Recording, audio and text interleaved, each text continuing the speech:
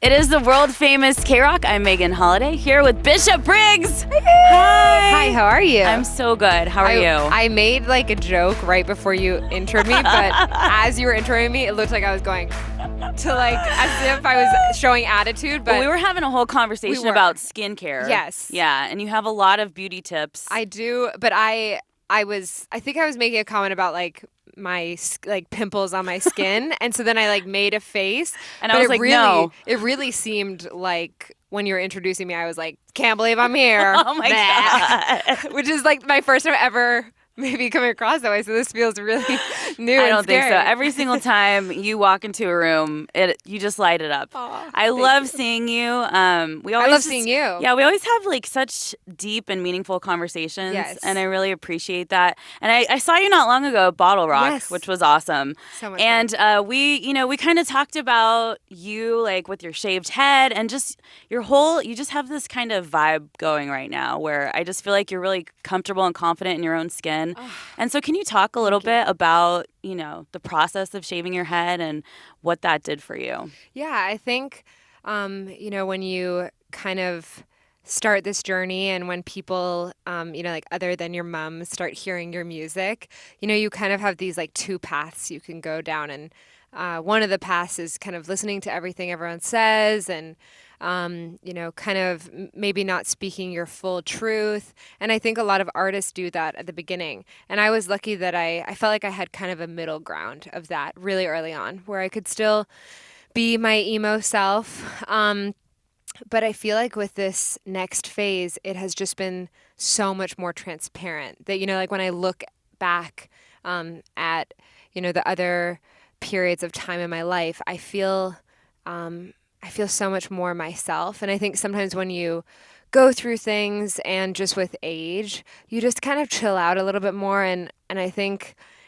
in this day and age, as a woman, I love that there's open discussion about like, having to be everything at once. It's like you have to be a boss, but you can't be a bee. You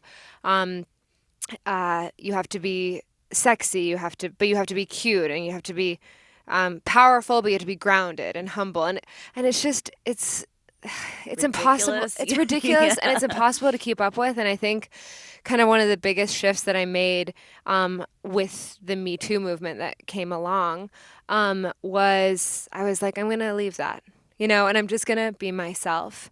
And I work with incredible men all the time that operate that way, and they get to.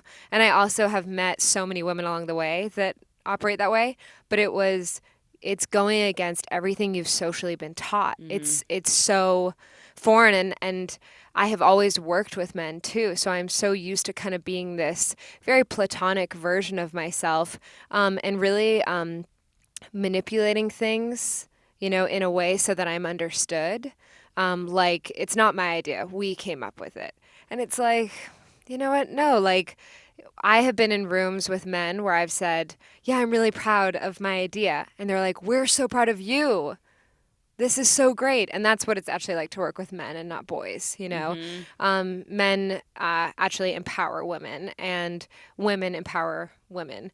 But boys and girls, it's a different, scenario. But I hope that with this generation coming up, I feel really excited about the things that are being discussed. This is a really long-winded answer, but that's great. But it's I think that was a big shift for me, and I hope that with the Me Too movement, it was a big shift for a lot of women and girls. Yeah. And I think that you're right about this new generation that's coming up. It just seems like, a lot of people are gender fluid or just being who they are, not afraid to express themselves, different crazy colored hair. Like, that's something that I've always liked to do. And I remember back in the day, like, always getting weird looks from people. And now it's just so socially acceptable and stuff like that. Do you ever encounter some strange reactions to my head? Yes. Oh, yeah. I mean, the weirdest reactions I get are from babies. Okay. Babies in the Midwest. They do not understand. Like, it really is, because I love babies so much, and I am one of those people that, like, I have a lot of teeth going on, so I understand there's, like, when I smile, it's a lot. It's a lot to take in, right? It's a lot of teeth for a baby. But I recently had this experience with a baby where The baby had its mom. I think it was a little baby boy, and his mom was there. She had long blonde hair. Then the mom's friend was there, and she had even longer blonde hair. And yeah, I was sitting there with my sister who has hair, and the baby was it froze. It froze and just it was so perplexed. And I of course was like smiling and so excited. Um, yeah, so I would say babies are the biggest reaction. They don't understand what's going on. Yeah, totally. Yeah, They're really like, honestly, yeah, yeah, observing. yes. Yeah, Hashtag that's babies cool. in the Midwest Yeah, don't understand. I love it. That is the yeah, that is the most confused group, I would say. Yeah. Yes. Well, I have to admit, I'm a little jealous because I feel like you can just hop in the shower, get out, slap a little makeup on, you're ready to go. Oh You my know? gosh, it So is. nice. It is very Yeah, nice. right? But okay, the one thing I will say is, isn't it so nice when you condition your hair Oh, and yeah. it's so soft Mm-hmm. and so I do You I miss miss certain things. that was Yeah, nice. Yeah, yeah. yeah. But you look beautiful. So. Thank you. Thank you. So It's when too late now, so I'm glad you say that. It's too late to change. Yeah, totally. So I'm thankful you say that. Yeah. So when you were at Bottle Rock, I saw you perform a brand new song. You brought out a choir. It was really powerful and amazing. Can you talk a little bit about that new song? Yes. That song in particular is a song called Higher. And that song might come out with something, maybe, in the near future. But I love bringing out a choir. I mean, I felt so emotional during that because I grew up like being a part of like a gospel choir is kind of my introduction to harmonies and music and just at a really young age when I was living in Japan. Uh, Shout out to Mr. Hendricks.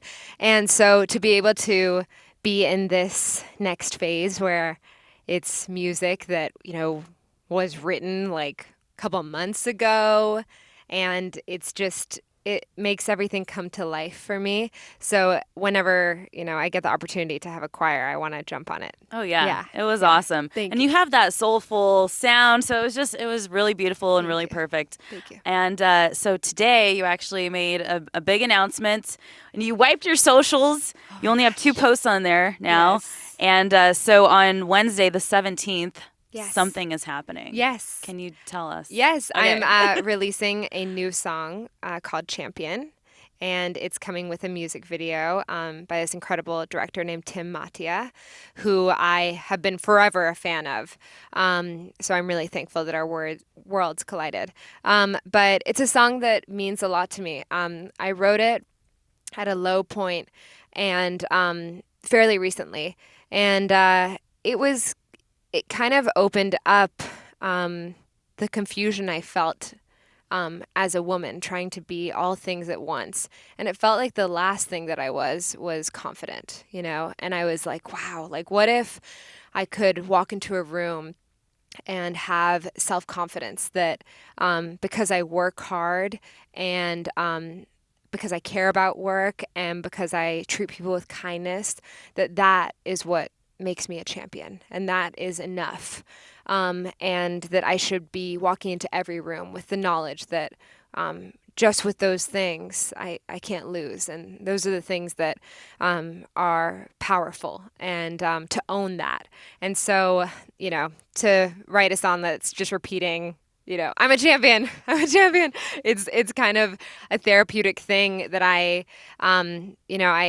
want to be able to repeat that and believe it. And it's still a work in progress. It's still really hard for me to say it without, like nervously laughing but I think the thought of other women and other men having that belief in themselves felt really important for this song. Yeah, it's Yeah. like a mantra for yourself. Yes. And I feel just hearing you say that is so impactful for me right now too, because I feel like sometimes as women sort of socially constructed to walk into a room and kind of like feel meek, or like when you walk in somewhere and you're late, instead of like saying I'm sorry, you say like thank you for waiting for me. It's like doing things like that, to sort of empower yourself as a woman. And like you were saying, it's kindness, it's being a good person. It's like those are the things that do make us good people and make us champions. So. And that's enough. And also, I mean, not, I've noticed so many men don't apologize if they bump into you, but women are very quick to say, oh, I'm so sorry. Even when it's not their fault. Yes. Yeah. But it's just a social training. It's not even like this, what we're discussing is like an anti-men thing. It's just two different parties being raised very differently. And I'm just so excited for like the next wave of like women engineers, and like being smart is cool, and I really feel like we are in that land, which makes me excited. Yeah, definitely. And and it's just so cool to be able to have this platform and be able to tell young girls like, hey, own yourself, be smart, be who you are, express yourself, all of that. So going from releasing Church of Scars, which was such a big album, and I feel like you were really careful about each song that was on there. You really wanted to make sure that your first album was exactly what you wanted it to be.